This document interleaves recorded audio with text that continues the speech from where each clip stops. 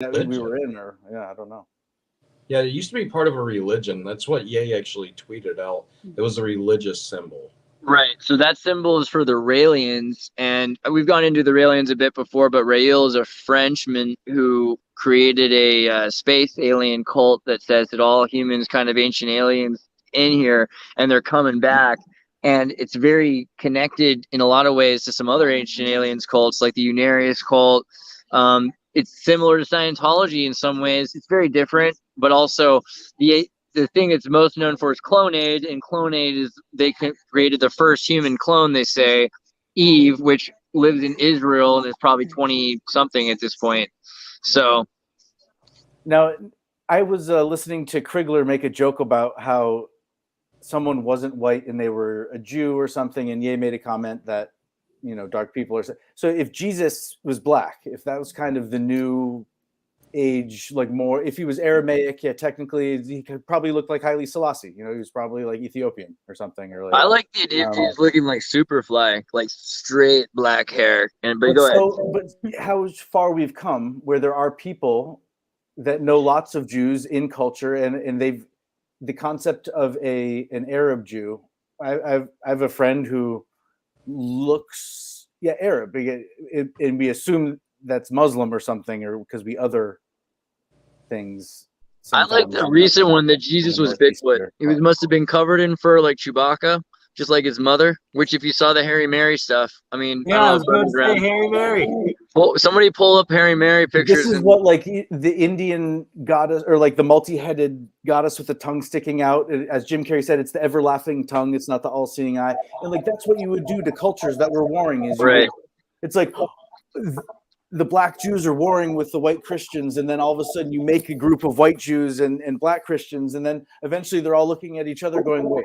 Well, a lot of people are like, Jesus probably looked Arab because they think he was in a certain place. But the irony of Jesus being in Turkey changed a lot of things. So who knows what he looked like? I'm not saying he looked like Leonardo DiCaprio, but he could easily have looked like Chewbacca as much as Leonardo DiCaprio or Haile Selassie or Chris Tucker. I mean, he could have looked like a lot of things at this point, to be perfectly honest.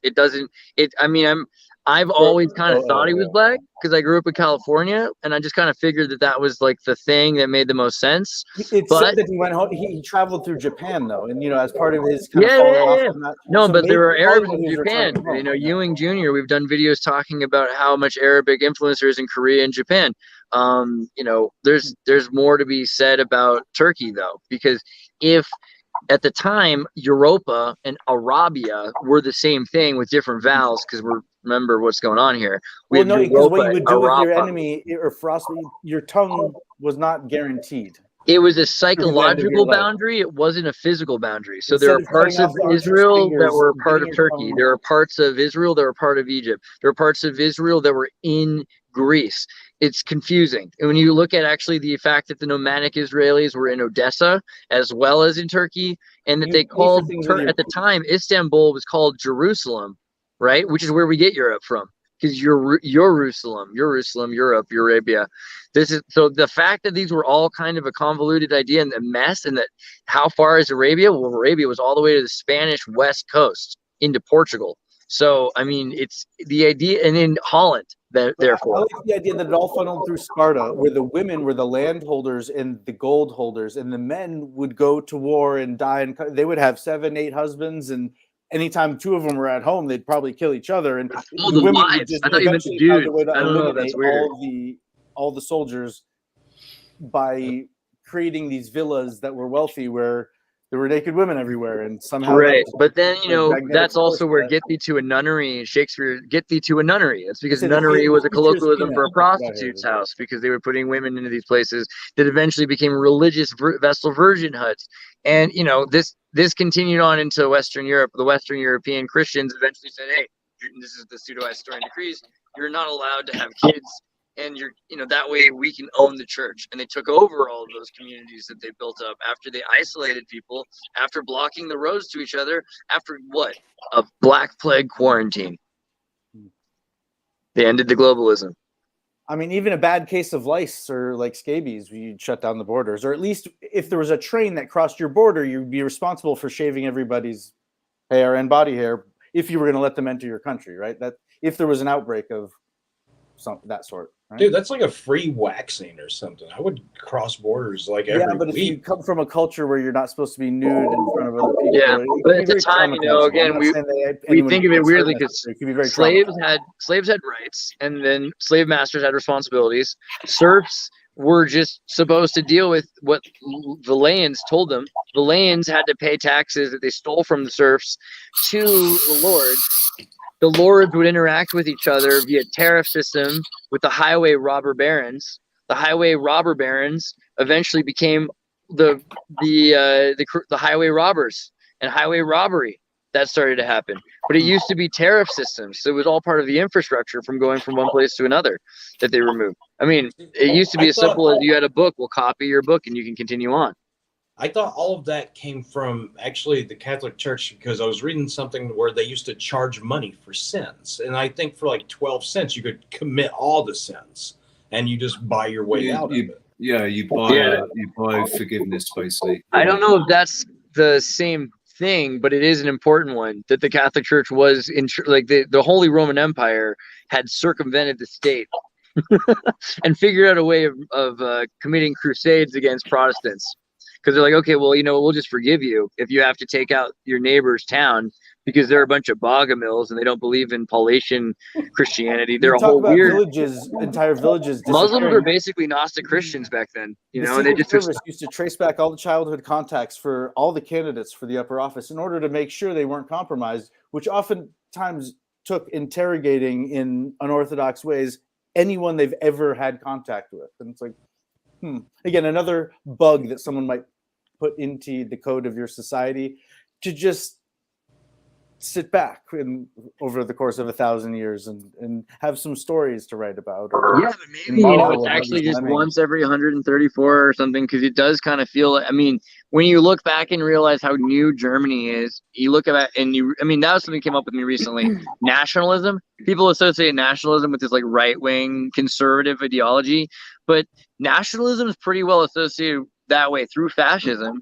And that's not real. That's mainly through Nazism. And that was not an old country. They just created Germany. It was a brand new idea to them, right? So they were really like I heard if the FBI gets a progressivists license for the CIA or vice versa, America loses. That was like in a political science class that took a guy. But like, for instance, Canadian nationalism is a really peculiar art because you have to have 5-6 different nations that all live together. And that is the thing. It's state-sponsored nationalism, which is a whole new thing because it used to be that nations were migratory. And now you've got this Weberian definition of the legitimate source of violence. And so you put your sport into that. And you're like, well, these people, they give us healthcare and hockey and take care of us. It doesn't matter that we speak different languages. It's a whole new kind of nationalism, right? Except not, because that's Noahide. That's what they used to have in Turkey. That's what they used to have. So we talked about Columbus Day. Columbus Day in 539 BC was the day that Cyrus took over Babylon, and he freed the slaves and the Jews, and he created the first human rights declaration. So we've been celebrating Columbus Day really since then, and it's always been part of our culture. October 12th. Man, I'm 5 hours deep. You guys are gonna have to come up with the next 19 minutes of content before I get ready for my flight. No, I'm waiting on you to keep on kicking off. I'm learning a lot about history here and geography. So, dude, geography is the weirdest one to me, man, because everywhere you've ever seen changed. That's why we got to get 13th Monkey on the call. I sent him the link, but it's busy. But I wanted him to go through Starport for him. Computer processor here, right? My God, really? I thought we were. That's not a microchip. That's Palestine. That's Beijing. It's Beijing. Okay. This is the holy city, I think. Right. Yeah. So if you look up the towns that are in Israel, like the different temples, they're laid out just like the AI computer chip, kind of like this. Yeah, they're all these macro. Almost like architects build scale models of things at the small scale to build big scale, but the other way around. Right. Matt, you've seen Kufic, right? You know about the Kufic Arabic script? Bernie, show him really quickly just a picture of Kufic Arabic so that he knows what it looks like, just for context. After this, you can show him this first, but I just so he knows, because like I know I've talked about it a million times, but only in the last couple months it really becomes super relevant to like what we're working on. How do I spell it again? Kufic. Kufic. Right? You might have seen my new T-shirt actually says Xirtus and God in Kufic. And it's pretty gnarly because it's a black and white QR code basically, and it works as a QR code. Yeah. Like, doesn't this look there. like a bar? There you go. Pull that up right there. This is what old Arabic used to look like before it got to Spain and Iran made it more pretty. And like, you can't zoom in? Oh, there you go. Yeah. So this is kind of one example. Some of them look literally even more like QR code, but you'll find that the original Arabic was this kind of these kind of black and white right angle zigzag lines that connect to make these that says Muhammad and Ali 4 times right there. Did you see the one of Allah? It's just the square in the middle and it's got an outer border. Yeah, that's another interesting one, is that the symbol for Christ, the third cross, the tallest cross of the 3 on the hill, is also very similar. If you'll notice these crosses here, you can kind of see where I'm going. The third cross is representative, the tallest third cross is representative of Muhammad in Arabic, Kufic language. So often people would draw pictures that people thought in Spain were of Jesus, but the reason it was arranged the way it was in order to write Muhammad in the symbols in order to stay alive. Did you see the? Can you go back for a second and look at the symbolism that's right in the middle? Oh, that's what I was just going to say as well. The negative. That's the swastika right there. Right, yeah, but that's made up of Muhammad and Ali written 4 times. Pretty interesting, right? So if you think about it, people would have been revering this symbol for so long because it represented Muhammad and it represented following the law of God. And then another group was represented the sun, and then they would have killed each other because they disagreed on what the symbol represented. I find that kind of hilarious, really. Yeah, this is super interesting. I'm going to have to dig into this Kufic script. Yeah, Kufic's really interesting, and the fact that QR code is kind of evolving into Kufic, and I've been trying to mix the two together and having pretty successful results. It shows you that, I mean, it's clearly also, it's phonetic, but it's also symbolic. So once you get past phonemes, you learn to memorize language. And so these symbols are kind of like McDonald's or something. They stick out once you memorize. I'll tell you what it is, right? You know how they've been giving us truth through games and through movies and cartoons. If we go back and look at all of the Pac-Man screens, that might be Kufic script, and there might be a message written in the Kufic script that is now Pac-Man mazes. Right? Like, absolutely. There's so much. I want to get AI on like learning these different languages. If we can get like AI for Sumerian and for the runic languages and so Etruscan.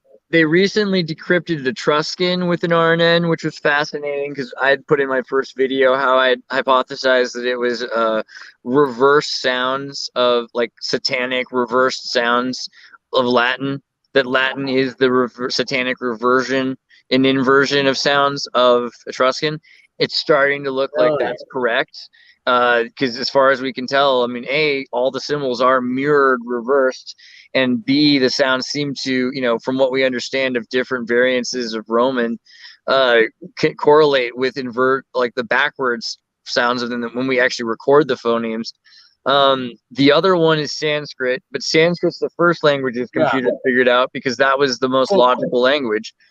Sanskrit there was a is BBC one that news we article definitely need with it, and that I've seen what looks like a bunch of different Proto-Sanskrit languages, as well as Proto-Greek languages and Proto-Slavic on a lot of the different golden tablets and like Father Crescent. Yeah, check out Glogolithic. Type in GLOG Olithic, glogolithic, gloggle. As far as Global. hidden in plain sight, there was a news article with a picture of the parachute that had deployed of something that was landing, I believe, on the moon. In my over my shoulder, and I went, it would be kind of a sneaky thing that scientists might do to encode something kind of in Morse code, because it was a parachute that had a few different concentric layers and there were orange lines and it wasn't a symmetric pattern or something. So I immediately saw kind Iron of Man visual Misty chaos. 2 was stuck in an airport. It was crazy. Don't fly Frontier. Even though it was $18, maybe fly Frontier, but be careful. This is glogolithic. So glogolithic is this crazy language because very similar to a lot of the alchemical pictographic language. Please, but it turns out it wasn't actually encoded with. Guys, I'm gonna have to get going. I think in the next 4 minutes. Let me just wrap up here by saying, and then we'll cover where they can get your content, and we'll do this again tomorrow once I get out of the airport. But basically, glogolithic Saint, what's his name? Pope Gregory the 13th studied in Croatia. The Croatian monks, was it Cyril? Saint Cyril? Look it up. But they created this language based on all of the other languages they were interacting with on the Dalmatian coast. So they were influenced by Phoenician, variances, Berber, the different kinds of languages that included Hebrew, Old Greek, which was an Arabic-looking language. And Arabic itself was a huge influence, but it was a prototypical Arabic, which we consider what Hebrew and Arabic and a lot of Coptic languages came from. And even the symbology itself, you can see its correlation with Slavic Gaelic, which is what the runes are connected to. So it's a weird, interesting language to use to decrypt things. But dudes, I'm sorry, I'm gonna have to leave. Before you go, dude, what's your email? I can just end it on your stream. I just restarted it like 20 minutes ago on my second channel, so I'll leave it going a little bit. Wait, it's still going on my stream or not? Did you already end it? No, it's still on your stream. Okay. Just tell me when to. Just keep it going while I'm gone. I trust you to keep it going, and I'll hit you guys up because I'm gonna probably land in like a half hour or something like that. All right. But you know what I was gonna say? So no. I'm gonna be quiet. Keep going, Richie. Yeah, what's your email, dude? Yeah, my email is I am at Andreas.me or Xirtus@gmail.com. And you can go to Andreas.me, www.andreas.me, and you can click on it and find my link there too. But if you write it down here, Xirtus@gmail.com is probably the easiest. XIR. Just XIRTUS at Gmail. I'm gonna be singing like staying alive, girl. Yeah. I'll drop you an email. Let's do a show together soon. We'll do a one-on-one, and also let's do a panel anytime you want to do a panel. I know this is late, so that's when, but I might. Because I'm gonna be in California, we might be doing some more late ones, guys. And you guys can keep going, but make sure that you show Matt Rife's Real Rife Technologies channel and go to juliacommon.com and also subscribe to Crypto Alchemist. And if you need a yoga lesson, Stefan's the greatest yoga professor in the world. And also, he's going to be on this week. Xirtus is the disclosure channel, right? Isn't that but Stefan's going to be on my channel for the first time in a few days. It's going to be the first time he's been on my show before again. So we're going to do that soon. That'll be good. All right. I love you guys. Thank you, Andreas. Bye. We love you, brother. Safe travels. Namaste.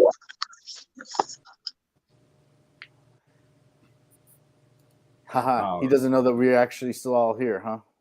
I think what he said on his channel is just let me fall asleep and leave the live stream on. No, I don't know how he has it coordinated with BurnEye in terms of double casting or backing up. Sort of. Andreas tends to back up everything he does, or he built like a back end to his Discord to, I guess, record keystrokes. Sometimes you do stuff like that and then sell it as a feature to. Here I am. Yeah, all right, yes. So we're also live on both my channels. We're still going. How is everybody? I drop bits. Where are you from, brother? Nice to meet you.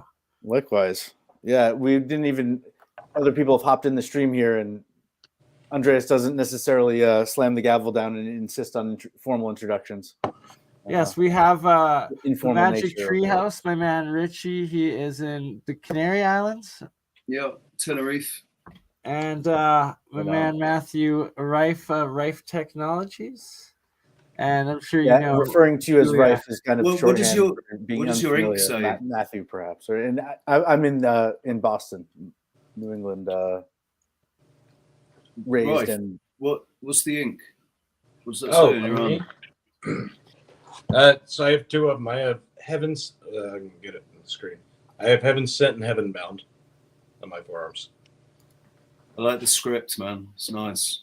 Yeah, it's called. The girl told me it's Cholo script because my grandmother's from Juarez, and she was like, "Oh, and she really liked it, and the script looked really good." So it's nice, man. Is that a bad word? I don't even know. Cholo? It just means like gangster. Okay.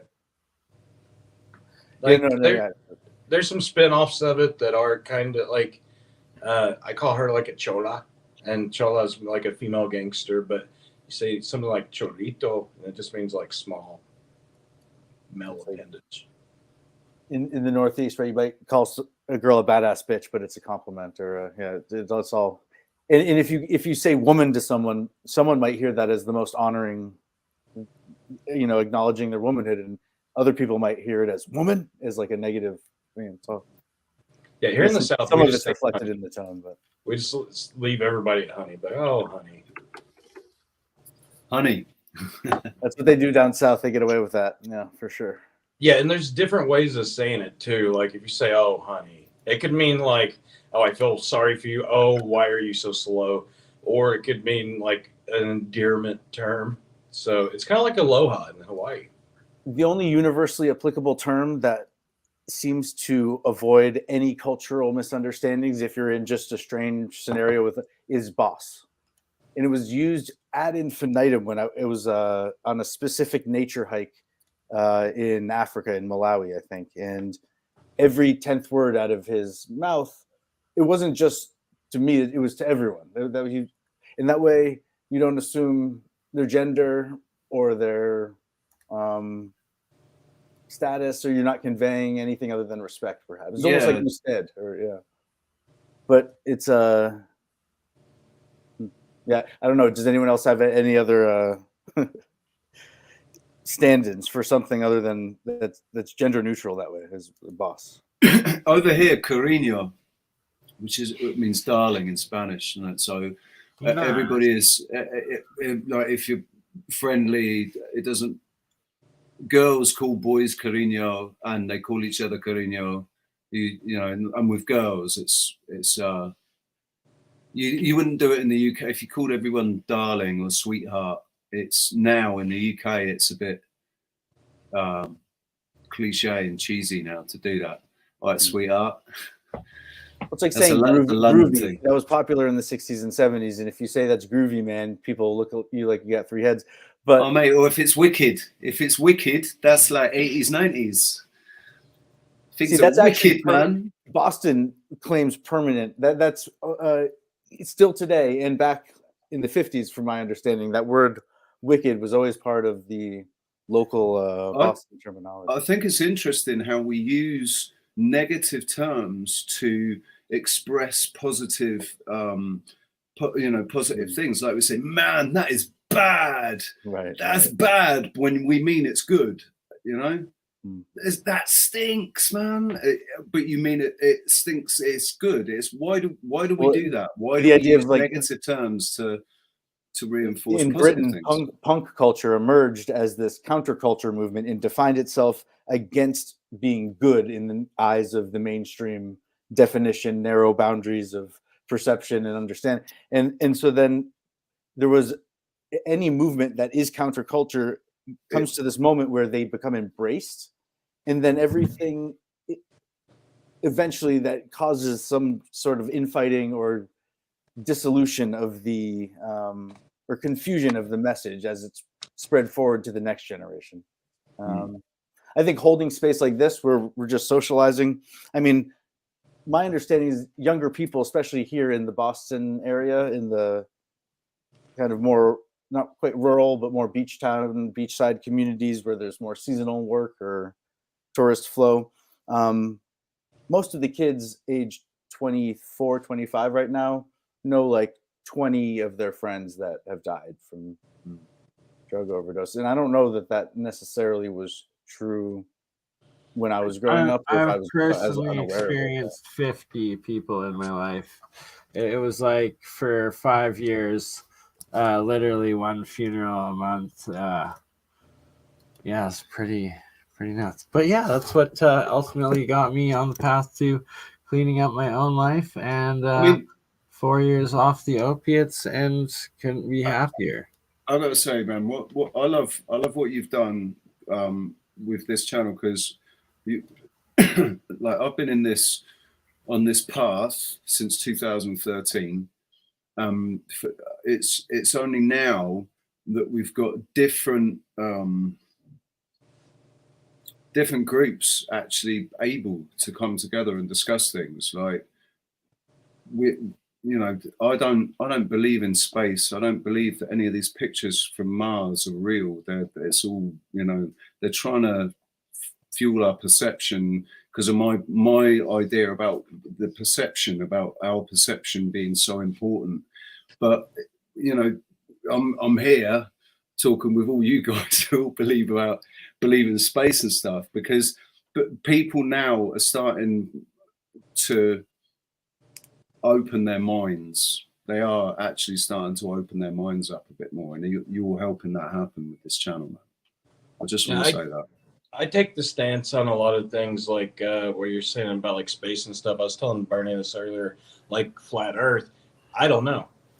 And right, exactly. I like to say I'm not a flat earther. I'm a multi-dimensional because I really have no idea, and it's like 100%. You look at like none of the NASA photos seem legit. Like I don't know if I can not say if I've honestly seen a real picture of Earth. It's like, and even you see freaking Elon's rockets, it like goes up, gets to this one point, and then comes back down, and you never see a goddamn thing. And yeah, I think it's interesting to take those thoughts, which is kind of a place where you can either adopt an orthodox or an agnostic mindset potentially, but instead, what other interesting conversations or thoughts can we bounce off each other? That so one thing that comes to mind to me is that it's a miracle that our brains were complex enough to develop communication where we can talk, and that anyone even came up with the question of what is the shape of the thing that we're living on. Like if it never came up as part of a scientific or religious debate, that's why it's got to be like there's ground and there's sky. What do you mean there's a shape of the thing we're living on? It's like it goes up this way sometimes and down that way, and like, what do you mean? I mean, Antarctica, whatever is there, will essentially answer the questions of what it's hiding. The truth of everything, essentially. I was talking about this recently. I think I was talking about this yesterday on my channel. Essentially, if the Earth is a globe or the Earth is flat, which one is going to determine how you behave and how you treat other people and how you live? Does it actually matter? And I think that's the whole point of it. Does it matter to us how we live our lives every day? Exactly. What the sun is made of and how far away it is? Well, in a strict orthodoxy requires that you pick one thing and stick to it. Now, the divine feminine kind of exists in the space where it's allowed to waffle back and forth and be ambiguous or change its mind. Whereas, and again, these are kind of, I say masculine and feminine, these are kind of relics in our language from a time when those things were perhaps, there are places and cultures where they are enforced more rigorously or defined differently. But the whole male female, the brain of the male hemisphere and the female hemisphere. We've always been told that there's a male hemisphere and a female hemisphere. So male and female has always been it's a fundamental part of our existence. But what is male and female at the end of the day isn't that a form of duality? I always say that the Earth is Vesica Pisces shaped. That's based off of my experience. And like when you open the Earth, it's like that in almost like a Taurus field, and like three parallel realities blended into one, past, present, and future. But I always say Vesica Pisces shaped Earth. That's what I sign up to. Andreas knows always what points out these that are? the male is the one that has all the plumage and is supposed to kind of be beautiful, and the female adds to the survival of the species by being able to blend into the underbrush. In a lot of nature, it's the female that's actually the bigger, more aggressive, stronger. What were they spider. looking for? Too, isn't it? What do you think they were looking for? Little male. What's you guys' guesses on what this is? Does anybody Right, know? They dug it and they buried it right there. No wait, it must be right. It must be right, and they couldn't find it. It's in South America. Irrigation spoutings? Yeah. Okay, how about dinosaur nests? Possibly. It looks. I mean, it looks. Has anyone ever heard anyone mention or suggest that when looking at something that could be construed as a geological feature? Yeah, that's a good point. They were around for this millions. Is man-made.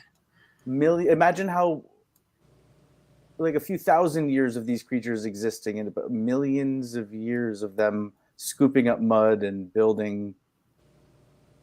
Actually, I'll try to pull up. If you just type in the top 10 most interesting birds' nests, there are just.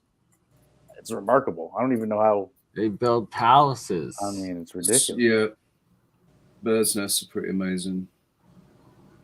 But then, so are wasps' nests. So this and right it's such here, an obsessive compulsive behavior to do this weaving, and then somehow like the songs, they say you have to imprint them on them when they're a certain age, and then they'll remember those songs, and then they can't. They generally don't learn new songs after a certain age. But the weaving technique, for that to be genetically built into their code and then expressed in that small brain, was pretty some dense data storage. I guess like beavers Where too. in Peru is that? Nazca, behind in the desert. It goes all the way from the mountains to the coast, and supposedly thousands of years old, made by the ancients, and still has water running through it today, and people are still irrigating crops out of it. It's pretty crazy. Oh, I was right. It's for thousands of years old. I just looked it up too, and it says that these holes are peppered all throughout Nazca. Yeah, the whole cut through a lot of the mountains there to the coasts. See, I mean, if you just scale that up a wee bit. I wonder how close it is to the Nazca lines. That looks like they orient them to the sun, and that they connect some of them, the Nazca lines, like they're just yeah.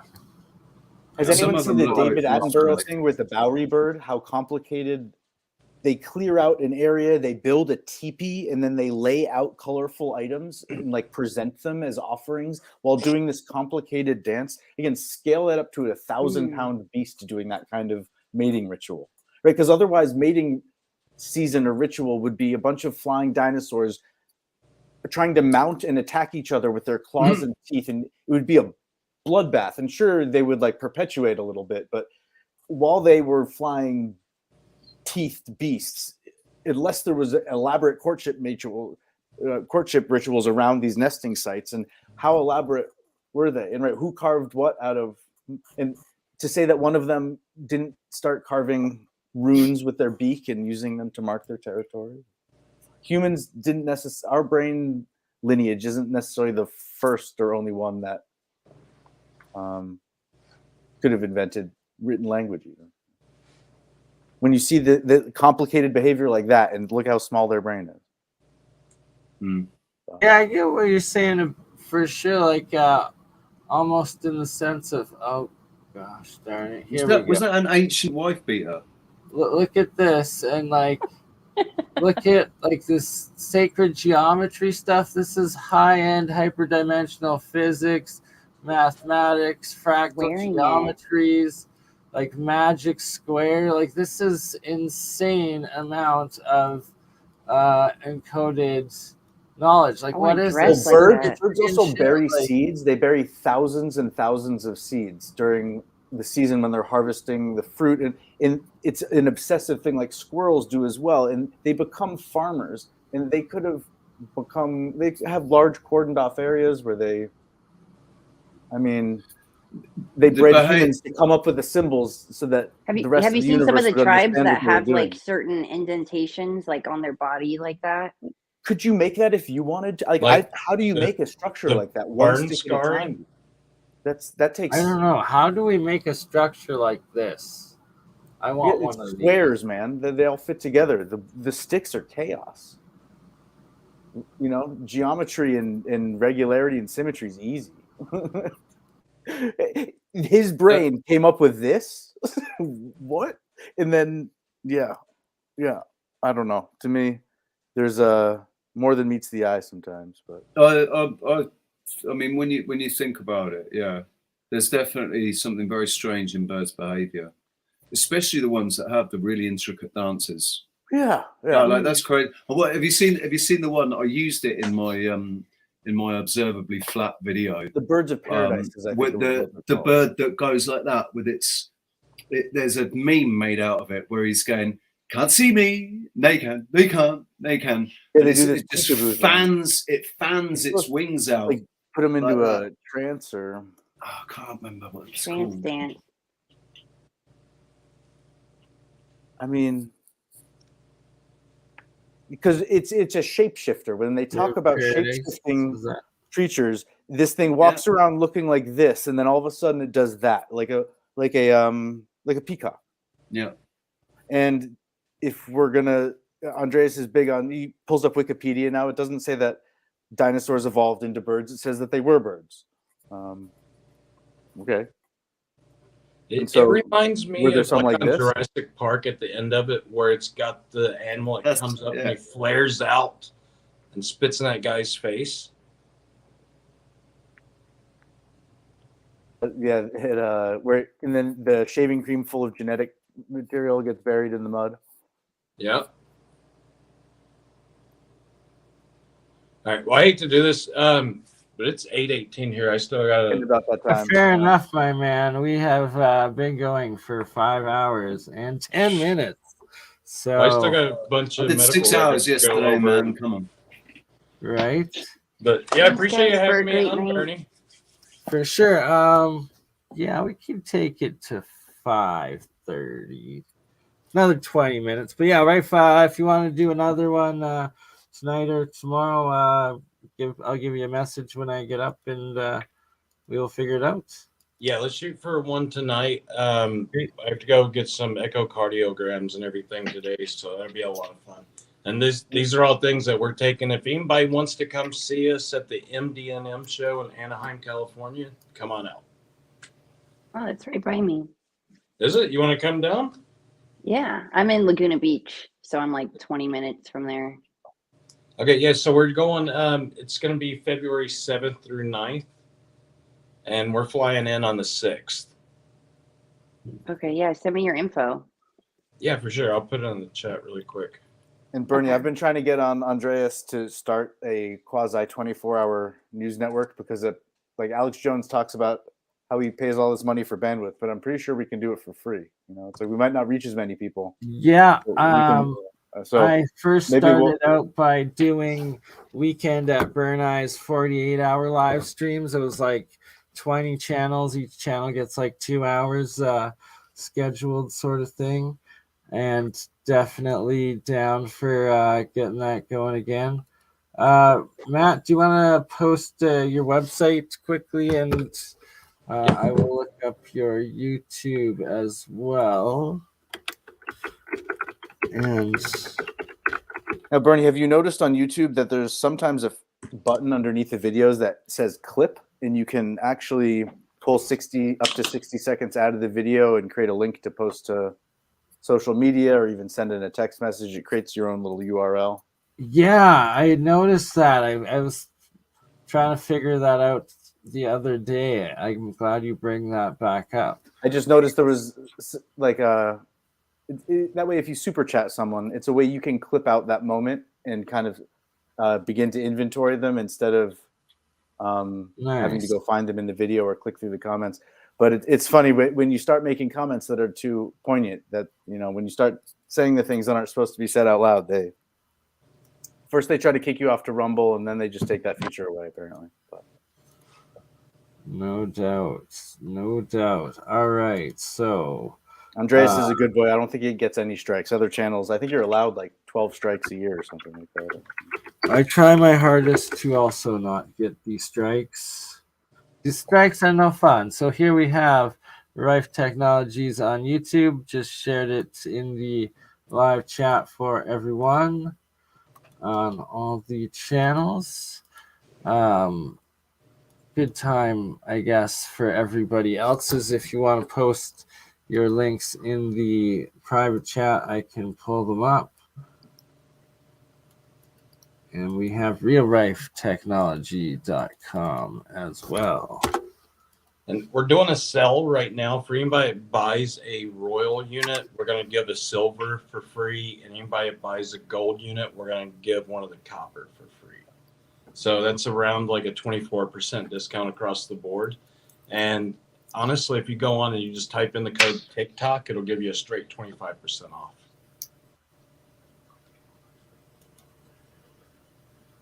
And I only know of Rife. He started appearing more recently on Andreas's channel. I don't know if you've been on other parts of YouTube, but he speaks very highly of you. I know he's kind of a discerning and not super skeptical, but I like Andreas a lot. Yeah, and also Jeremy is wanting to schedule another one as well with you right away, and wanting to get into like the microscope, which I have the blueprint up. You have on your website here. I'll pull up the other pages that go along with that too. For sure, that will be amazing. And yeah, we're basically going to be doing a whole series together. We're also going to be doing some on agriculture, and I'm going to be starting planting a bunch of seeds here by the end of February, and trying them with like 6 different types of water as well as controlled waters. And it's going to be fun. We're going to be doing I have something amazing. If you don't mind me telling this really quick. So we took water and we laid it within the Rife machine, and it restructures the alignment of the water molecules back into water, because whenever you pull it out of the earth, it's away from the earth's the magnetic field, and then it gets ground out and everything. It goes through filters and takes a lot of life away from it. So if you lay it on top of one of the Rife machines, then this is what we did. We laid it up and then we froze the water. And whenever I was looking at it, you could see like an energy field, like it was just shooting out. And the bubbles weren't bubbles. They were stretched, elongated lines. And it was really odd. And you could see it going throughout. It's kind of like the torus fields, but all the way around, where it has like an electromagnetosphere in the middle. And I know a lot of, so it gave know water. exactly what you're talking about. Like I've created the exact, I've got pictures of what you're talking about that I've done in my own electrolysis. It reminds me actually of meridian charts from certain 3-element, 4-element, 5-element systems. Going back to what you were saying, is the Earth flat or is it round? And what are you going to do with that information? How's it going to affect what you're working with? In the same way, if a 3-element system isn't working to resolve the issue you're having, which is, maybe just Earth, Kapha Pitta Vata, like the Ayurvedic system. And then there's earth, air, fire, water, and then sometimes it includes metal or other types. And you kind of change the lens. And because it's such a diametrically opposed thing, we see Earth is flat or Earth is round. But with the meridian lines, you're talking about the elongated bubbles. The meridian lines that we have imply that our nervous system was kind of built while walking on all fours, more or less, and that there are certain kind of, they're not quite stretch marks. They're things that are visible under ultraviolet light. That, like one of these giant birds, that if you raised it, a lot of birds, if you raise them from right out of their shell, they imprint on you as their mother. And then you're not supposed to do that and handle certain bird species that ways because They're then they won't learn to feed themselves. How you domesticate them. Well, right, but then there's a responsibility implied, or at least that's what I was taught when I was little. Of course, there's a responsibility. But if they grew to be very large, again, they may be able to identify someone from afar. That all these people kind of look the same, but to them, they can actually see the differences in these ultraviolet patterns that we have. Even it's like our iPhones can probably tell us apart that way. So the patterns, I would say, is just more. It's like linear fibers that we have within our body. It shows a little bit of life. If you look through anything, any kind of structure that has life in it, then you're always going to see linear lines that predict and they show the form of life. You're also going to have the the golden ratio built within it as well. But look at the fibers on a tree, how they grow straight up and down. These are fibrous objects, just the same way that we are. And that could be what that is. I really don't know. That's just off the top of my head, but I'm really curious into the. When I look at the bark of some trees, that's especially thick, and I'm trying to figure out how it grew from the inside. Is there a chance that this tree was actually 10 times the diameter, and as part of some sort of change in electromagnetic frequency driving the water up and down, it actually we think that the tree trunk always gets bigger with age, but are there phases of hundreds of years where the diameter of the tree doesn't really change because it may add layers microscopically in the inside, but what's happening, and the bark is a reaction to that shrinking. I don't know. The reason that trees are laid out like this is literally I guess the most basic concept is that the tree limbs are like arms and the leaves are like fingers. They're reaching out and they're grabbing the carbon in the air. And then that water going up and down, that carbon that's being grabbed in the air goes down into the tree. Now, when you cut it in half, how they say, count the lines and you'll tell how many years old it is. Now, there's two different sections of lines in a tree trunk, and there's one that's more compressed and there's one that's less compressed. This is the dark and this is the white. Now, the white is less compressed because it's during summertime. So it grows larger in the summertime, but it does grow outward, right? And again, that's what we're told. I've lived on Earth for 38 years, and there's the same trees on the same streets that I grew up on. Mm-hmm. And I don't see a significant, and again, it's not something I measured growing up, but the same way humans grow and then stop, we go through different phases of growth and development, and other animal species have entire life cycle, metamorphosis. And is there a chance that trees aren't quite as simple as we were taught when we were I think there's a lot. I think so, but within all of my work, I'm a woodsman, really. And I've always cut trees, everything, and I mean, I've had hundreds of chainsaws stolen from me. I built my own cabin from trees off of the land with my own hands, and I've planted thousands of trees and watched them grow. So, to me, that scientific. And there are certain species that are meant for. It's like as part of a forest stewardship council thing in the architecture field, the wood that is being used is guaranteed to be replanted when harvested every 20 years. But then what you're kind of just doing is creating a cyclical clear cut, as opposed to. Well, you have something that's called. Maybe better than nothing. You have something that's called old lumber, and these are trees that haven't been harvested for over 100 years. They have more density to them.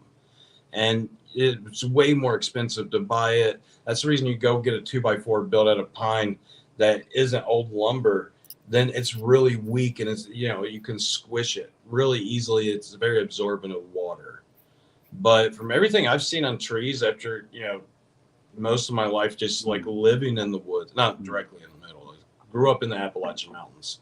Then it just seems true about in baseball. They keep in Colorado, where the air is thinner, they keep the baseballs in a humidor because statistically they were noticing the ball's going a little bit further, and maybe when they lose a little bit of moisture, the cork centers, or there was something with the rubber that made them go further on top of the thin air. And I wonder with bats as well. I think the ancient analog was the shillelagh. You would carry it with you everywhere, to the bar, to everywhere, because if you didn't have that, when you came to play the ball game against your rival to be a hero in front of your your family and the girl you were trying to impress. You know, that you were given that shillelagh, you never let it out of your sight. You know? Yeah, I just don't think there's much more to trees other than the fact that, you know, they speak through electrical fields in the earth. That's the reason you see trees in the same area. They're generally around the same height. Because plants do talk to each other and they speak through electrical, pretty much just the same way our bodies work. It's electrical snaps within our brains. Yeah, like our lymphatic system.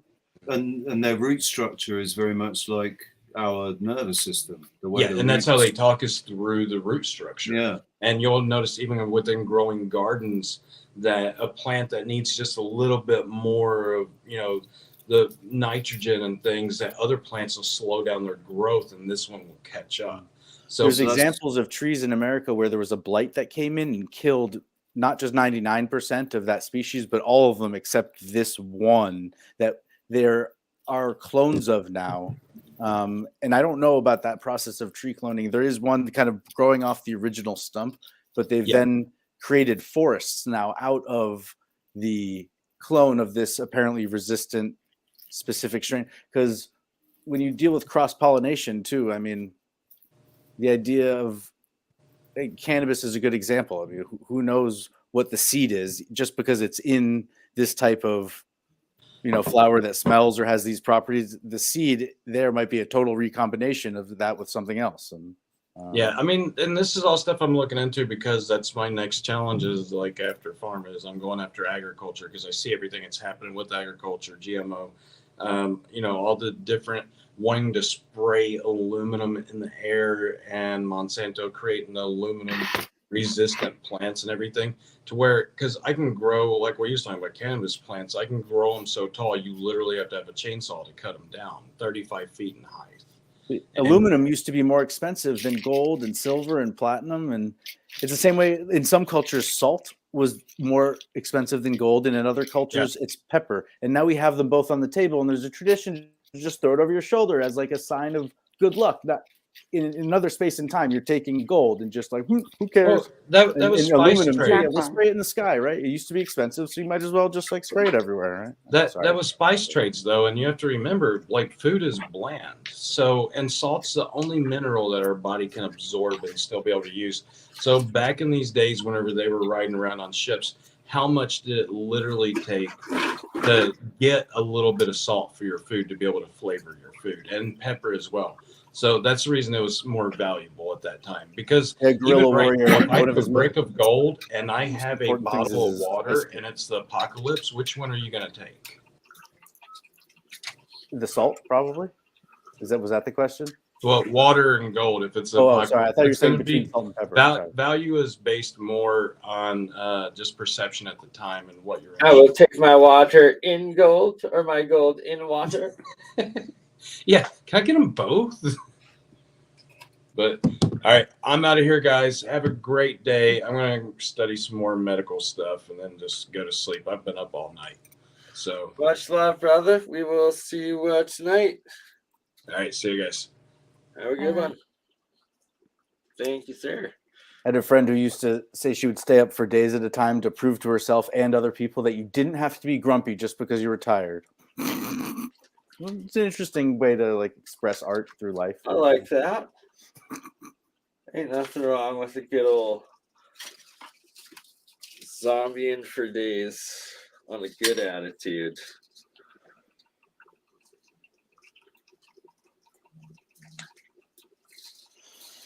Sorry, just doing a little alchemy here. I feel like we're in one of those moments. It's like, no, you hang up first. No, you hang up first. Or at least that. Oh. I tried making my own. What the heck is it? Ferrofluid earlier tonight. Is it going over? There we go. This thing, and I melted or put some neodymium magnets as the anode, as well as like a iron ferrite nail thus expecting it to make a bunch of soft particle magnetic material. And to the surprise, it actually lost all of its magnetism in total, which is quite fascinating. Just not sure if the camera's I had heard of Dianetics, but then there's magnetics, but paramagnetism, like aluminum and apparently sodium and calcium. I've got these older jade or jadeite or nephrite or artifacts that I've been finding on eBay. And some of them are very dark colored, but I wonder if it was made of a porous type stone. And then if you're using it like an ink stamp, or you know how sometimes you take a rubbing by putting something over it, and like if a ferrofluid, like you were discussing, is sometimes used as ink in ancient documents, the reason that it turns brown is literally because the text has rusted. And I wonder if over time, if something gets used so often that whether it's the magnetic force of the jade and the chemicals in there that pull in the iron from the ferrofluid ink and eventually literally changes the matrix and the crystalline nature of the stone itself. Just thinking out loud. Trying to sound as smart as Andreas.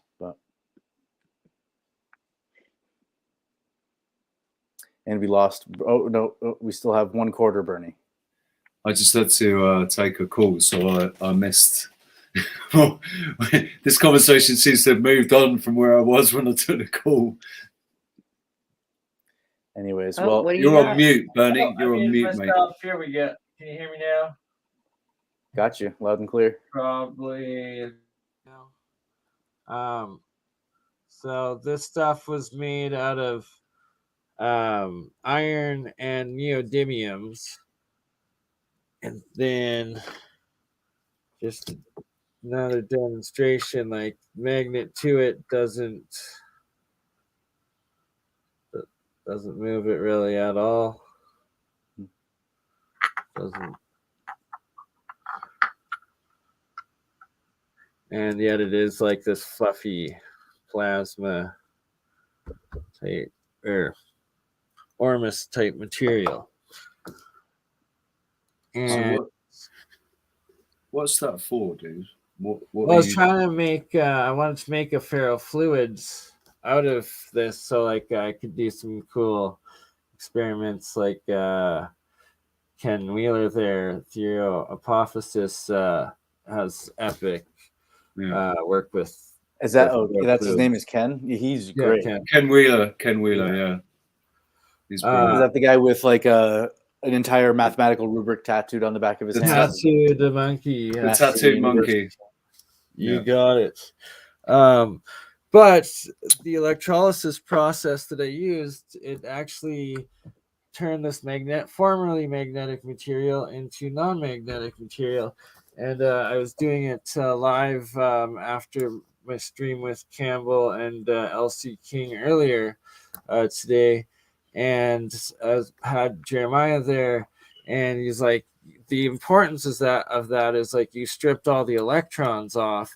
So for transmutation and actual nuclear fusion, it makes it all the more plausible and possible. Quite fascinating. Speaking of fusion, Andreas said something today about he signed a Disney fusion contract. What does that even mean? I have no idea. Andreas or somebody fascinating. Else? Oh no! It wasn't Andreas. It was a different podcaster that Andreas used to work for. All right, guys. Well, it's been awesome. Yeah. I'm gonna head out. Exactly. 5:32. Much love. Nice to meet you, Julia. Great to share. Nice to meet you. Bernie, Julia as well. Thank you. Magic Treehouse. Look forward to seeing you in the future as well. Love you all. Yeah, man. Good call. Be well. I'm gonna be playing some music in about 3 o'clock. I'm gonna be playing again. I've got to do a little 2-hour set, live music on my channel. If anybody wants to come over. Sounds good, brother. I recommend it. Lots of good stuff. All right, guys. And- We end All it. right. Catch you guys later. Peace. Peace.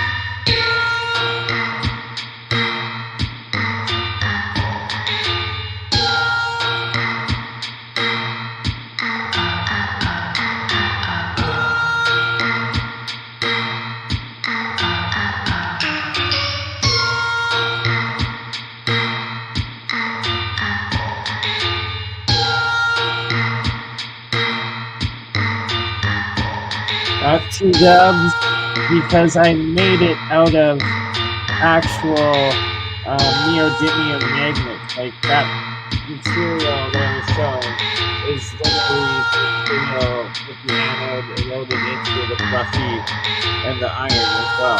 So it's like clear change of complete change of state with those two.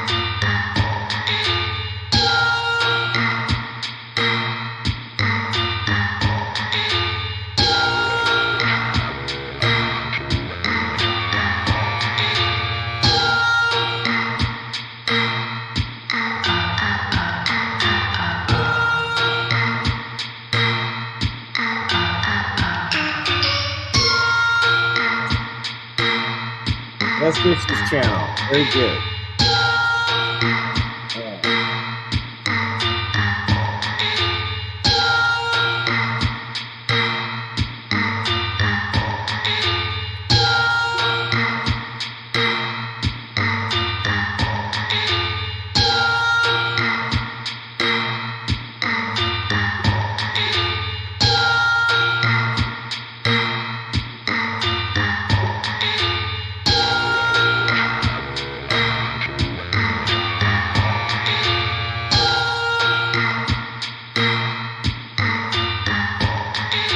There we go. Richie's channel.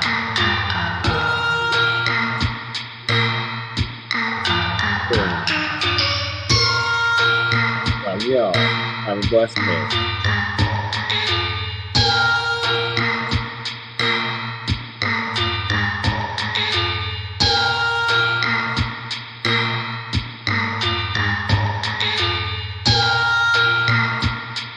What up, Rex brother? Much love.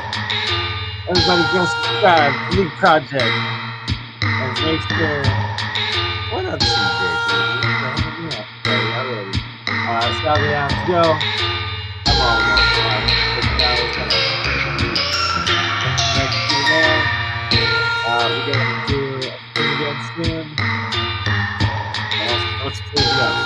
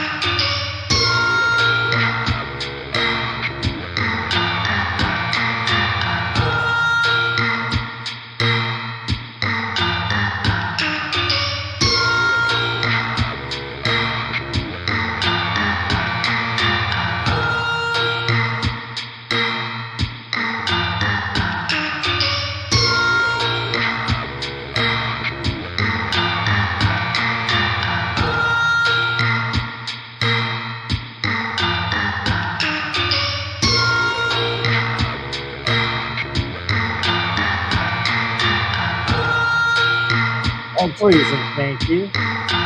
If you haven't watched this podcast, please